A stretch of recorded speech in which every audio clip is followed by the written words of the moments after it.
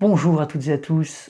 Allez, on continue notre tour d'horizon des factions de route avec aujourd'hui les gardiens de fer, qui pour l'instant est la dernière des factions présentées par le jeu, qui arrive dans la dernière extension qui s'appelle Maraude, avec donc le Seigneur des Sangs et cette faction des gardiens de fer.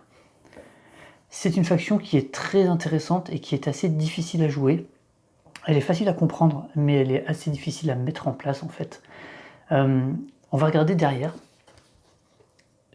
Tout de suite, il nous annonce la couleur, hein, difficulté élevée et main de carte élevée.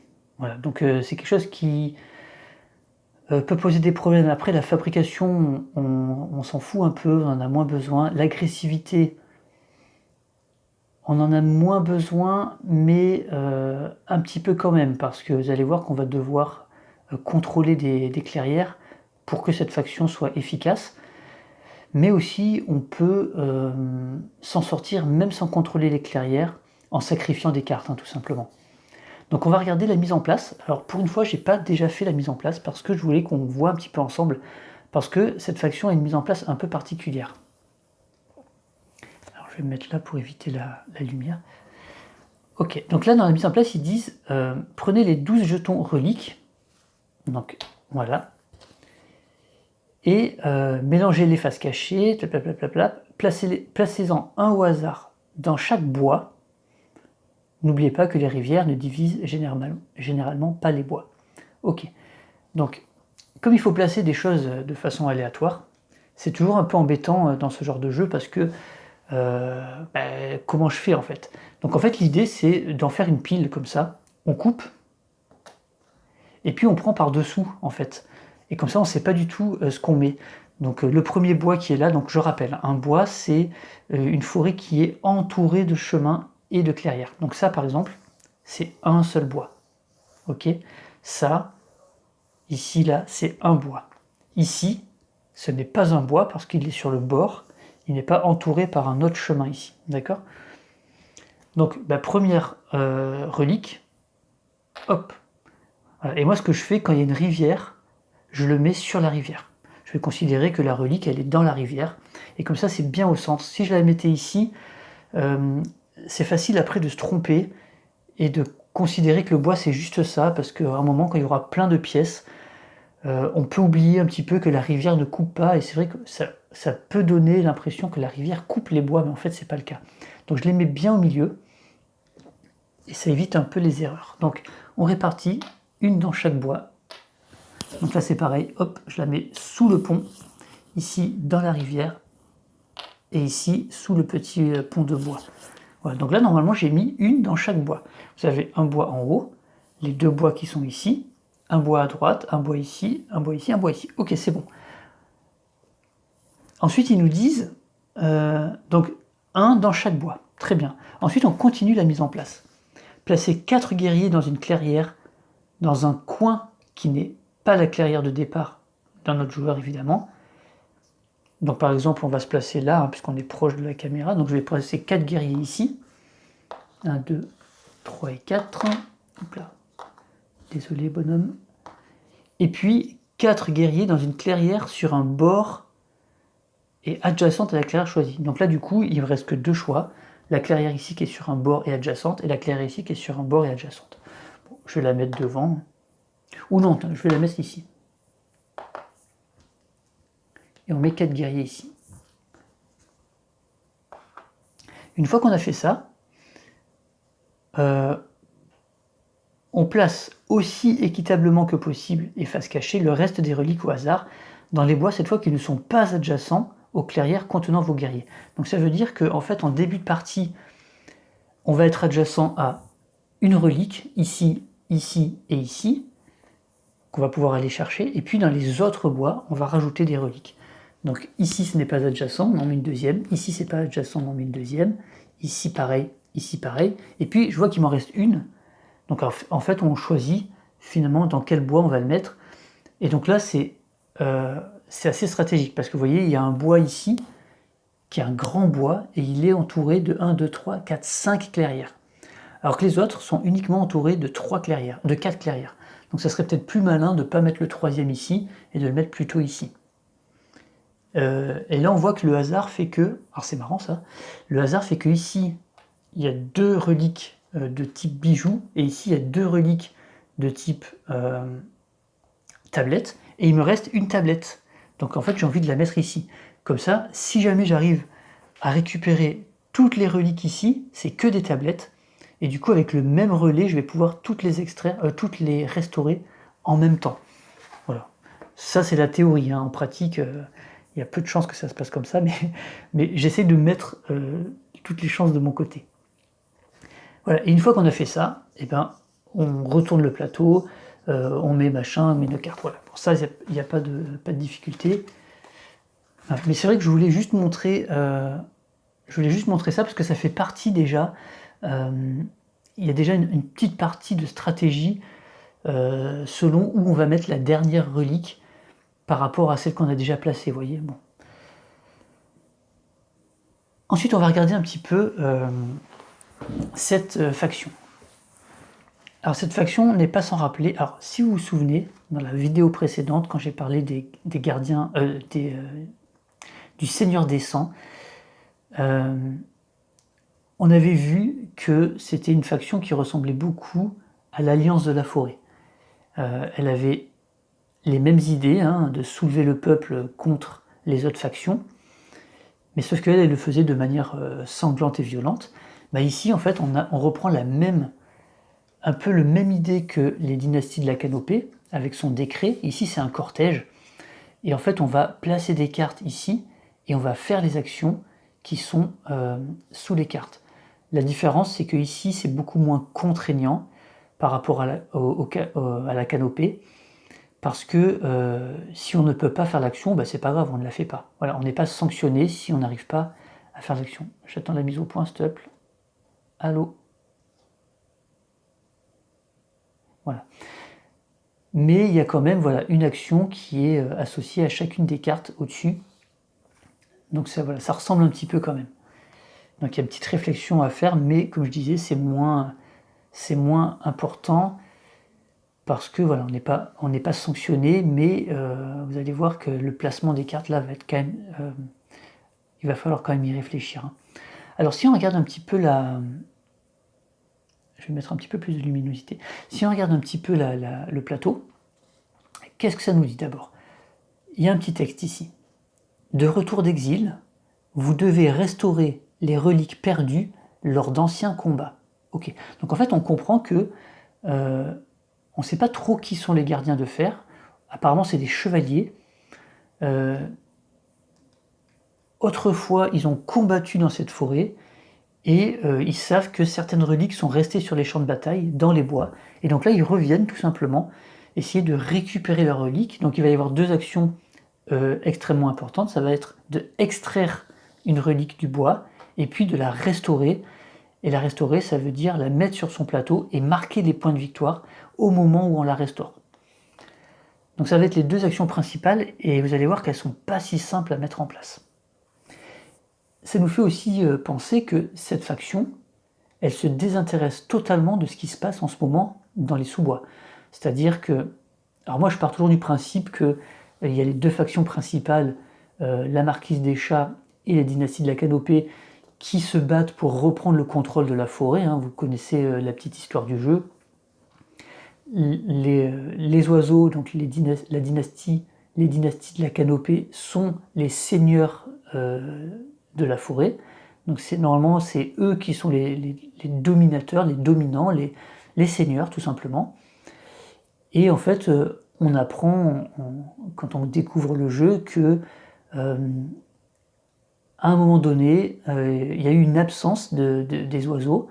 Je ne sais plus pourquoi exactement, je ne sais pas si c'est précisé, et la marquise de Chat en a profité pour prendre le contrôle de la forêt et commencer à exploiter cette forêt en construisant des bâtiments, notamment des scieries, donc en coupant des arbres, en récoltant du bois pour construire d'autres bâtiments. Donc elle veut vraiment s'installer sur la forêt et vraiment la dominer et prendre le contrôle de toutes les clairières.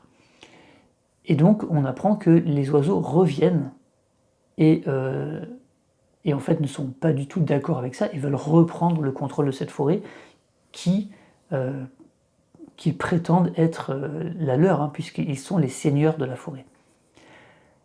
Donc, moi j'aime bien toujours parler de cette guéguerre entre les deux. Ensuite, les autres factions sont plutôt des opportunistes. Donc il y a l'Alliance de la Forêt qui va essayer de réveiller les peuples qui vivent dans les clairières pour qu'ils ne se laissent pas faire et qu'ils ne se laissent pas en fait marcher dessus ou exploiter par les deux grandes factions. Il y a le Vagabond qui va essayer de tirer son épingle du jeu en, voilà, en récupérant les objets des gens, et donc lui va jouer un peu en solitaire. Il y a les lézards, eux, bon voilà, ils sont dans leur culte, donc c'est pareil, eux ils vont profiter de cette guerre pour s'adresser au peuple qui sont là et qui sont délaissés en fait par les deux grandes factions pour essayer de les influencer, de les enrôler dans leur culte. Vous avez, il y a quoi d'autre? Il y a les tops, d'abord il y a les marchands, donc eux c'est pareil, hein, ils profitent un peu de la situation pour essayer de vendre leurs services. Les tops, eux aussi, ils se considèrent comme... ils revendiquent un peu le territoire. Alors eux par contre les tops c'est un peu différent, effectivement les tops, eux ils se revendiquent un peu... alors ils vivent sous terre, hein, mais ils se revendiquent comme étant légitimes dans la forêt. Donc à la limite, eux ils peuvent venir perturber un peu les choses. Et après, bon, il y a les complotistes, hein, les corvidés qui... bah, eux, voilà, c'est un peu les terroristes de service, de passage. Enfin voilà, vous voyez que toutes ces factions-là, en fait, profitent du fait de cette guerre pour tirer leur épingle du jeu. Et eux, en fait, ils s'en foutent complètement. C'est-à-dire que eux, ils se désintéressent complètement, ils viennent juste ici pour récupérer leurs reliques, et ils en ont rien à faire de ce qui se passe, et ils vont juste penser qu'à leurs reliques. C'est-à-dire que, vous allez voir après quand on va détailler un petit peu la règle de la faction, pour retirer une relique, ils vont essayer de dominer, de contrôler en fait les clairières qui sont adjacentes au bois dans lequel ils extraient la relique. En gros, ils vont protéger le terrain, hein, ils vont... Oh, pardon, j'ai failli vous faire tomber. Ils vont sécuriser le terrain parce que ce sont des reliques qui ont des grandes valeurs, donc c'est un petit peu comme un périmètre de sécurité. Plus ils vont contrôler les adjacences, et plus ils vont avoir de facilité à extraire la relique. On verra ça tout à l'heure, pourquoi et comment. Et même chose, une fois qu'ils ont une relique avec eux, ils deviennent plus forts au combat pour la protéger. Donc c'est assez intéressant, ils ne pensent qu'à leur relique, et ils vont juste essayer de sécuriser le terrain pour récupérer leur relique, et après ils partent avec leur relique, ils les restaurent, ou ils se déplacent avec, mais il n'y a que ça qui les intéresse. Et du coup c'est assez sympa, mais c'est pas si simple que ça, parce que vous allez voir que même s'ils mettent agressivité modérée, on n'a pas tant d'actions que ça qui nous permettent de combattre. Et notamment, elles sont la seule qu'on a, c'est celle-ci, hein, avec les cartes qu'on a mis ici. Donc voilà, il va y avoir des choix à faire, et ils sont pas si simples. Hein. Donc on va regarder un petit peu. Ils sont chevaliers dévoués. Donc comme je vous le disais, en combat, on ignore la première perte subie si on a une relique et un guerrier gardien lors du combat. Donc voilà, donc du moment qu'ils ont extrait une relique, ils sont dévoués, donc ils se sacrifient pas vraiment, puisqu'ils deviennent plus féroces et plus combatifs, on va dire. Et puis les trophées convoités. Donc lorsqu'un adversaire retire une relique, donc vous savez que normalement quand on retire une relique, donc quand on retire un pion rond ou un bâtiment carré, on marque un point de victoire. Quand on élimine une de ces pièces adverses, ben là en fait les adversaires marquent 2 points, parce que ce sont des trophées de valeur, et donc il va falloir bien les défendre évidemment, parce que peut-être que justement certains adversaires vont essayer de venir, s'ils voient qu'il y a des reliques présentes, même si elles sont défendues, ils vont peut-être essayer de venir les choper. Ça fait des points de victoire peut-être qui peuvent être assez faciles à récupérer, donc attention à ça. Alors, on va dérouler un petit peu la journée, hein, comme j'ai l'habitude de faire. À l'aurore, on a la possibilité d'établir un camp. Alors, établir un camp, c'est quoi? On peut tout simplement remplacer un guerrier par un relais. Donc là, par exemple, je pourrais remplacer ce guerrier par un relais. On établit un camp, on se pose ici. On peut le faire une fois par clairière. Ok. Attention, parce que du coup, on perd un guerrier à chaque fois. Hein. Donc, ou alors, on peut ensuite lever le camp. C'est l'action inverse, c'est-à-dire on remplace un relais par un guerrier. En gros, on va s'installer ici pour travailler. Les relais servent à restaurer les reliques. Donc, dans l'idée, ça va être, on va extraire une relique, puis avec un relais, alors là, ça serait pas le bon parce qu'il faut qu'il corresponde. Hein. Il faudrait celui-ci.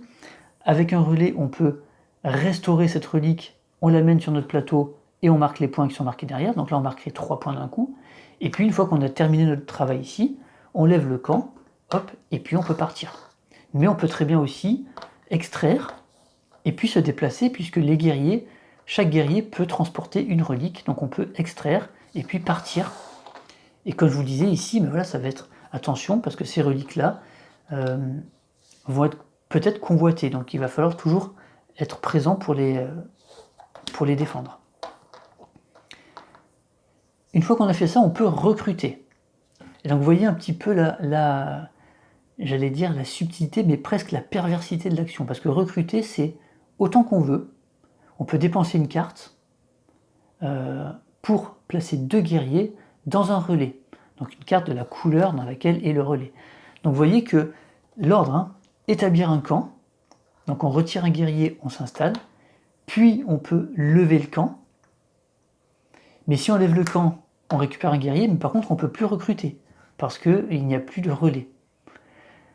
Donc parfois on va être tiraillé entre, ok, je laisse un relais, même si j'en ai plus vraiment besoin, je récupère pas mon truc, mais je recrute, et donc du coup j'en aurai 2 à la place.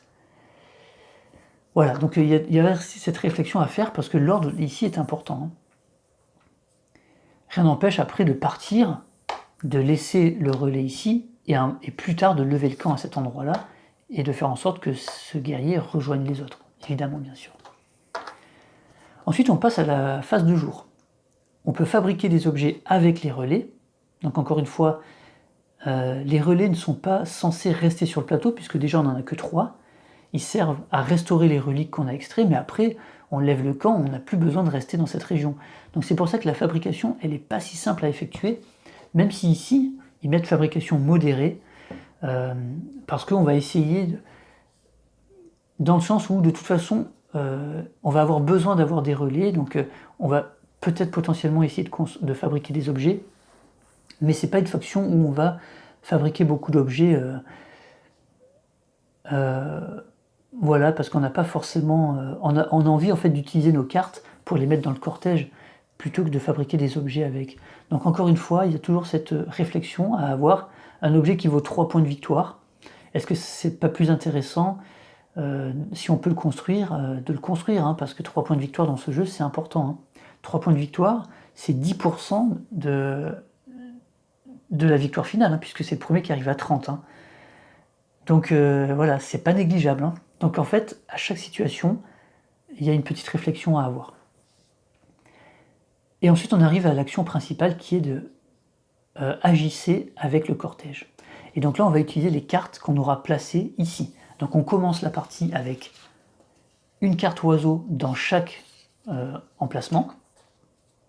Donc une carte joker, hein, ça ce sont nos cartes, en fait c'est des cartes spéciales de la faction, ce sont les membres loyaux du cortège, donc on les a toujours avec nous, mais par contre attention, on peut les perdre. Hein. Mais elles sont tellement importantes qu'on va essayer de ne pas les perdre. Alors comment ça fonctionne? Alors un petit peu comme le décret des dynasties de la canopée, on va jouer de gauche à droite et on va appliquer toutes les cartes. Donc ici on a une action de déplacement, tout simplement. Ici on a une action d'extraction de reliques, mais on doit absolument combattre si on est dans une clairière où il y a des adversaires. Et ici on a une action soit de déplacement, soit de restauration. Et à chaque fois par carte. D'accord? Donc comment ça se passe? Ok, donc ça il précise juste ce que je viens de dire. Donc le déplacement, évidemment, à partir d'une clairière de cette couleur. Donc si par exemple ici on a une carte lapin, le déplacement se fait uniquement à partir d'une clairière lapin. Et attention, les règles de déplacement s'appliquent C'est-à-dire qu'on doit soit contrôler la clairière de départ, soit contrôler la clairière d'arrivée, soit les deux. Il ne faut pas oublier ça, hein, cette action, l'action de déplacement, il y a cette règle qui est pour tout le monde, quasiment. Il y a quelques exceptions, mais pas pour les gardiens de fer. Donc attention, le déplacement, il doit respecter cette condition. Donc ok, déplacement, ça permet de repositionner ses troupes et de se diriger vers un bois qui contient encore des reliques. Admettons, si on avait déjà extrait ces deux-là, ben, on n'a plus rien à faire ici, hein, puisqu'il n'y a plus de reliques ni ici, donc on va se déplacer ici pour essayer d'aller chercher celle-ci, ou alors d'être ambitieux, d'aller chercher les autres là.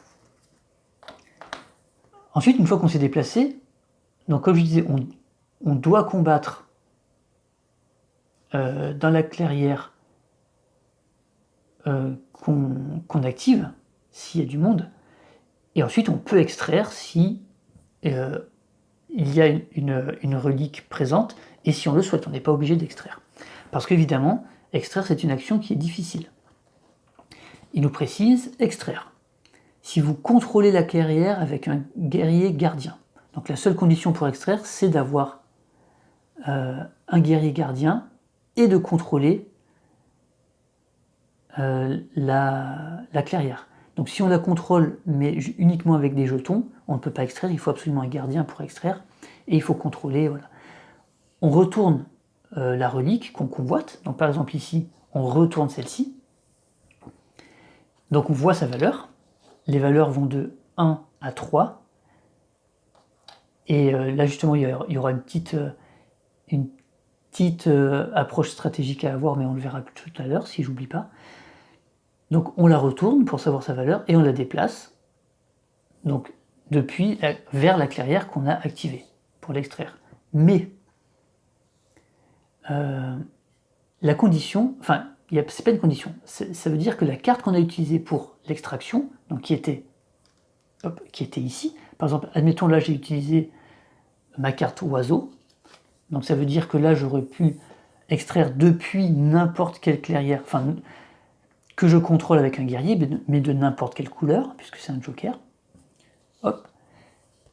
Ben, en fait, cette carte, je peux la conserver uniquement si je contrôle des clairières, un nombre de clairières égal ou supérieur à la valeur de la relique.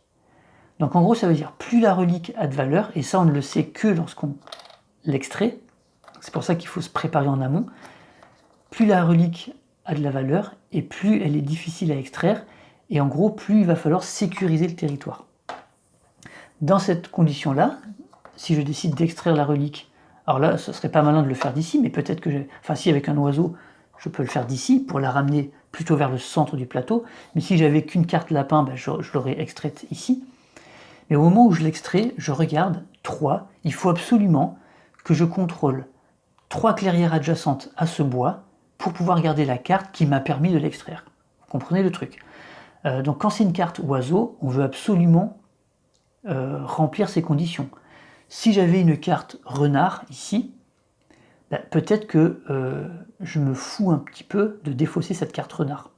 Voilà, je pourrais la remplacer un peu plus tard, et donc ça va être très important de ne pas hésiter à sacrifier des cartes, d'essayer de garder les cartes oiseaux, mais de sacrifier certaines cartes, parce que ça va être de plus en plus compliqué de contrôler les clairières autour. En début de partie, bon, ben, on arrive assez facilement à prendre les 2 premières, encore que, hein, parce que parfois, si on joue contre la marquise, elle a déjà des unités, voilà, mais souvent on va réussir à prendre les 2 premières. Après, c'est beaucoup plus compliqué d'aller, ici par exemple, contrôler 3 clairières autour de ce bois, parce que souvent on va arriver, alors vous voyez il y a un petit reflet, mais ça peut concerner une clairière de départ d'une autre faction, les clairières du milieu, ben, il y a souvent beaucoup de monde, donc ça va être de plus en plus compliqué. Donc autant que possible on va essayer de le faire, mais si on ne peut pas, ne pas hésiter à placer des cartes justement dans notre cortège pour pouvoir les sacrifier. Parce que évidemment, une fois qu'on extrait la relique, elle est extraite, elle est à nous. Voilà, c'est juste qu'on défausse la carte si on ne remplit pas les conditions. Si j'étais comme ça par exemple, et d'ailleurs on va en reparler tout à l'heure, le fait d'avoir 4 guerriers ici, si j'étais comme ça, je ne contrôle que 2, donc c'est inférieur à 3, et donc je dois défausser la carte qui m'a permis d'extraire cette ressource. Mais parfois c'est une autre valeur, là c'est 1. Donc si je retourne C1, bon ben là c'est impeccable, j'en contrôle 2, même si j'en contrôlais qu'une, c'était bon, je gardais ma carte. Donc c'est important de savoir la répartition des reliques, des valeurs de reliques. En gros, il y a 4 reliques de chaque type, il y a 3 types. Et pour chacun des types, il y a une valeur 1, une valeur 2 et 2 valeurs 3. Donc ça veut dire quoi? Ça veut dire que déjà il y a plus de points de victoire, donc ça c'est bien pour nous, parce qu'effectivement on va être plus intéressé par celle qui rapporte plus de points de victoire, mais ça veut aussi dire que la moitié des reliques de chaque type est de valeur 3, donc ça veut dire qu'elles sont difficiles à extraire. Mais par contre, au fur et à mesure qu'on les extrait, on sait ce qui reste. Vous voyez, donc à la fin, on va pouvoir prédire ce qui va nous rester, ou alors on va pouvoir faire des probas.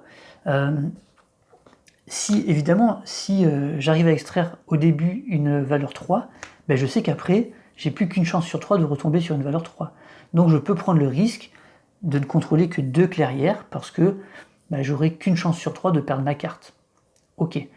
Et voilà, donc après, si j'ai réussi à prendre les deux fois les 3, je sais, quoi qu'il arrive, qu'avec 2 contrôles, je suis sûr de prendre tout ce qui reste. Vous voyez, donc ça va être important de bien connaître, de se rappeler des valeurs. Donc c'est 1, 2, 3, 3. Et du coup, de regarder après sur son plateau ce qu'on a déjà extrait pour chaque type, et donc de savoir ce qui reste dans la forêt. Voilà, donc ça c'est très important. Ensuite, action suivante. Donc là on s'est déplacé, donc éventuellement pour peut-être entourer un bois.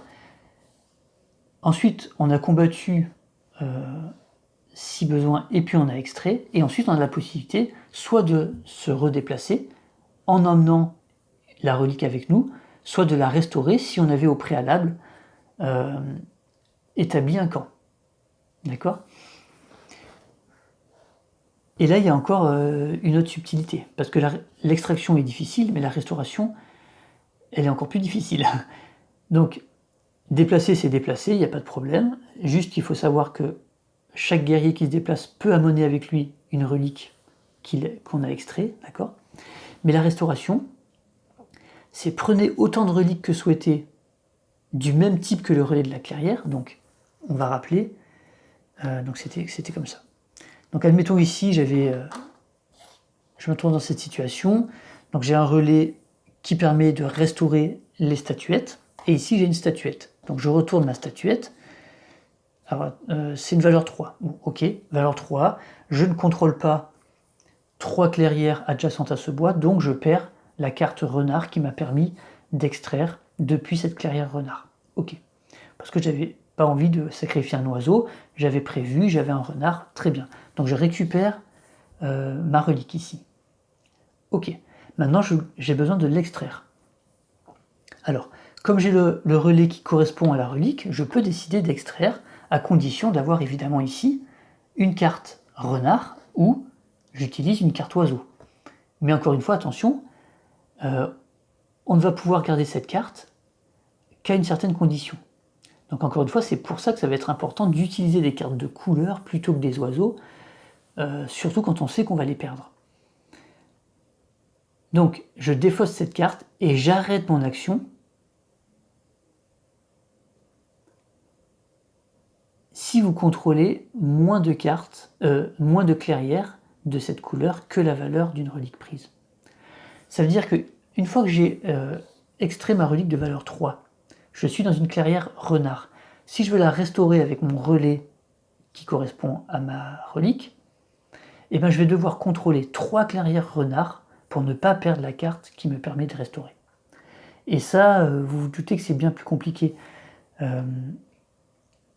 Parce que, évidemment, là, il y a une clairière renard, là, il y a une clairière renard. Donc, peut-être que, j'avais prévu le coup, je suis venu ici. Mais là, je contrôle 2 clairières renard. Les autres, elles sont où? Il y en a une qui est tout là-haut, dans le coin. Ça veut dire que c'est probablement une clairière de départ d'un joueur. Si c'est la marquise, il n'y a aucune chance que je contrôle cette clairière. Parce que elle a son donjon. Si on joue en multi, elle a la possibilité, avec son hôpital de guerre, de ramener ses guerriers morts dans cette clairière. Donc il y aura toujours du monde. Elle va être hyper dure à contrôler. Et puis l'autre, elle est ici. Elle est quand même loin de mon territoire. Voilà. Et c'est la même chose pour les autres clairières, hein. Là, je commence dans une clairière lapin. Très bien. Mais où sont les autres? Les deux sont là-haut. Et il y en a une qui est dans le coin ici. Donc contrôler 3 clairières lapins, ça va être compliqué. Et si c'était le cas, peut-être que j'aurais joué une carte domination pour essayer de gagner la partie. Vous voyez, donc les cartes domination, souvenez-vous, hein, c'est on peut gagner par domination si on contrôle 3 clairières de la même couleur au moment où on joue la carte domination. Ça veut dire que s'il y a cette condition de victoire, ça veut dire que c'est pas si simple de contrôler 3 clairières de la même couleur. Notamment sur le plateau de base, parce que c'est réparti. Après, sur le plateau hiver, ça peut arriver puisqu'on répartit aléatoirement les couleurs de clairière. Donc il peut y avoir des choses des choses un peu avec le hasard, de regrouper plein de clairières côte à côte, ça peut arriver. C'est pour ça que j'aime pas trop jouer moi avec le plateau hiver. Mais sur le plateau normal, ça a été réparti de façon à ce que ce soit pas si simple. Donc pour nous, ça va pas être simple non plus. Donc souvent, il faut ne pas hésiter à sacrifier des cartes et donc à prévoir des cartes ici. Ensuite, il y a cette petite action là qui est un peu délicate, je trouve. Défausser cette carte et arrêter l'action. Moi, de ce que je comprends ici, c'est qu'on arrête l'action qui est ici. Donc ça veut dire que si on sait qu'on va perdre une carte par la restauration, de faire d'abord toutes les cartes qui nous permettent de ne pas en perdre, ou alors toutes les cartes pour se déplacer, et ensuite, à la fin, on fait notre restauration qui nous fait perdre la carte et arrêter l'action. Je pense que c'est ça. Mais je suis pas sûr de ça, c'est pas très clair pour moi. Ok, donc là on agit avec le cortège. On passe au crépuscule. Là on a une action qui est vivre de la terre. Dans toutes les clairières où on a au moins 4 guerriers, on doit en retirer un. Donc si j'étais dans cette situation, c'est dommage parce que je perds un guerrier. Alors pourquoi ils nous disent ça? Comment ils justifient ça? Ils disent que les gardiens de fer sont des nomades, et donc ils n'ont pas beaucoup de vivres, et donc ils se satisfont, et en fait ils survivent grâce à ce qu'ils trouvent sur leur chemin, et donc il ne faut pas qu'ils soient trop nombreux. En gros ici, ils sont trop nombreux pour pouvoir vivre de ce qu'ils trouvent on va dire en récoltant ou en allant faire de la cueillette. C'est quelque chose un peu comme ça, on va dire. Voilà, pour justifier le fait qu'on perde. Donc ça, c'est à réfléchir aussi, hein, parce que c'est pas si simple de recruter, hein, vous l'avez vu. Il faut un relais gardé sur le plateau, il faut dépenser une carte, alors qu'on aimerait plutôt la mettre dans le cortège. Donc on n'a pas envie de perdre en plus un guerrier de cette façon assez bête, hein. C'est aussi pour ça qu'il y a 2 fois le déplacement. Le premier déplacement va permettre de se préparer pour extraire. Le deuxième va permettre aussi de faire en sorte qu'on n'ait pas de clairière avec 4 guerriers. Ça serait dommage, quoi. Ensuite, on rassemble le cortège. Donc c'est là qu'on va placer des cartes de notre main. Donc autant qu'on veut. On peut placer des cartes de notre main vers notre cortège, donc de la couleur qu'on veut, etc. Il y a une limite de 10 au total, ok. Ou alors, si on place pas de carte, on peut tout simplement en déplacer une. Et une seule, hein. Ensuite, on pioche. Donc on pioche une seule carte, plus une par symbole révélé. Donc encore une fois, le fait de laisser un relais peut être intéressant pour recruter, mais aussi pour piocher un peu plus à la fin du tour. Et enfin, on défausse pour revenir à 5 cartes. Ok, comment on marque des points? Ben, c'est uniquement au moment où on restaure une relique, on marque les points qui correspondent à sa valeur, on place ici. Voilà, donc 3, si c'est une valeur 1, on marque 1, et c'est comme ça qu'on marque. Si en plaçant notre relique, on complète une colonne, on marque 2 points de plus. Voilà. Donc l'idée, ça va être de varier, hein, mais après ça va dépendre de comment ont été réparties les reliques sur le plateau. Hein. Ok, donc vous voyez un petit peu la difficulté de cette faction. Donc la stratégie, de mon point de vue, vous me direz un petit peu vous ce que vous en pensez, ça va être autant que possible de ne pas perdre nos cartes oiseaux, parce qu'on commence avec une carte oiseau de chaque. Donc c'est essayer de garder au maximum ces cartes oiseaux, et après de placer judicieusement des cartes couleurs dans chaque emplacement, de façon à pouvoir les utiliser et puis les condamner. Voilà. Et comme ça, on se garde, si possible, des cartes oiseaux. Et quand on a des cartes oiseaux en main, on va en placer. Alors si on arrive à avoir 2 cartes oiseaux pour chaque truc, c'est génial. Et après, on va mettre des cartes couleurs pour les sacrifier. Parce que vous allez voir qu'on va avoir besoin de sacrifier, parce que ça va être de plus en plus compliqué de contrôler, donc je rappelle, les clairières autour du bois, et encore plus de contrôler les clairières de couleurs, surtout pour les valeurs élevées. Voilà. Après les valeurs 1 et 2, on peut s'en sortir. Les valeurs 1, il n'y a pas de problème, évidemment. Les valeurs 2, on arrive à s'en sortir. Les valeurs 3, souvent, très souvent, quasiment tout le temps, on va sacrifier la carte. Donc c'est tout cet équilibre à trouver, et c'est pas si évident. Donc dites-moi un petit peu comment vous jouez cette faction. Est-ce que vous avez trouvé quelque chose qui fonctionne bien? Encore une fois, hein, dans Route, ça dépend beaucoup de nos adversaires, à la fois des factions qu'ils ont choisies, puisqu'ils vont être placés de façon différente et ils vont avoir un gameplay différent, hein, soit agressif, soit ils vont vouloir contrôler absolument, soit ils jouent dans leur coin, etc. Donc ça va dépendre complètement de ça. Et puis, ça dépend aussi du type de joueur qu'on a en face de nous. Hein. Est-ce qu'on a un joueur qui va essayer de nous agresser à chaque fois qu'on va extraire une relique, si on ne la restaure pas tout de suite, peut-être il y a quelqu'un qui va se dire « Ah bah oui, mais là c'est quand même 2 points de victoire, donc je vais essayer d'agresser. » Peut-être même plus, parce que si on a un relais qui ne correspond pas, enfin bref, voilà. Il peut y avoir plusieurs façons d'agresser et d'aller piquer les reliques. Hein. Alors, petite précision, quand quelqu'un nous détruit une relique, elle n'est pas perdue évidemment, donc il marque les points de victoire. Donc il marque 1 point supplémentaire, donc il marquerait 2 points. Donc c'est 1 point de victoire par jeton enlevé, là ça serait 2 points. Et puis le joueur qui a, on va dire, piqué entre guillemets la relique, il la place où il veut, enfin dans le bois de son choix. Donc il peut la mettre, pour nous emmerder, il peut la mettre super loin de nos positions. Par contre, il la laisse face visible, parce qu'on connaît sa valeur, mais il peut la mettre loin. Peut-être dans cette clairière qui est difficile à... Voilà, dans ce bois, pardon, qui est difficile à entourer. Donc voilà, donc ça peut être très compliqué. Hein, si les conditions sont pas favorables, ça peut être très compliqué. Donc voilà pour cette magnifique faction des gardiens de fer, que j'aime beaucoup, mais qui est difficile à réserver quand même aux joueurs un petit peu avertis. Voilà, c'est pas des factions qu'on va conseiller lorsqu'on découvre le jeu. On peut essayer, hein, mais ça risque d'être un peu frustrant.